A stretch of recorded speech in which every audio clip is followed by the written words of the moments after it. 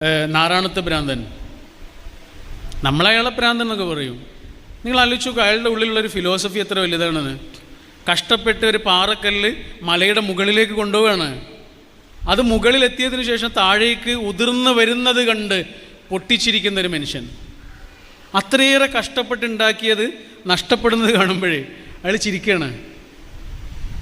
നമുക്കൊരു ചെറിയ നഷ്ടത്തിൽ പോലും ഒന്ന് ചിരിക്കാൻ കഴിയുമോ? കഴിയില്ല. എന്നിട്ട് നമ്മൾ അയാളെ വിളിച്ചത് ഭ്രാന്തൻ എന്നാണ്. നഷ്ടങ്ങളിലും ഒരാൾക്ക് ഇങ്ങനെ പതറാതെ നിൽക്കാൻ കഴിയുക എന്നതാണ് നാറാണത്ത് ഭ്രാന്തൻ പഠിപ്പിച്ചു തന്ന പാഠം. ചിരിക്കൊന്നും വേണ്ട, പക്ഷെ പതറാതിരിക്കുന്നതിൻ്റെ പേരാണത്. അപ്പോഴാണ് ഒരാൾക്ക് അവനവൻ്റെ ഈ ദിവസത്തെ ഇങ്ങനെ ആഘോഷിക്കാൻ പറ്റുക. ഈ നിമിഷത്തെ. ഡൈ എം ടി എന്ന് പറഞ്ഞൊരു പുസ്തകമുണ്ട്, ഗംഭീരമായിട്ടുള്ളൊരു പുസ്തകമാണ്.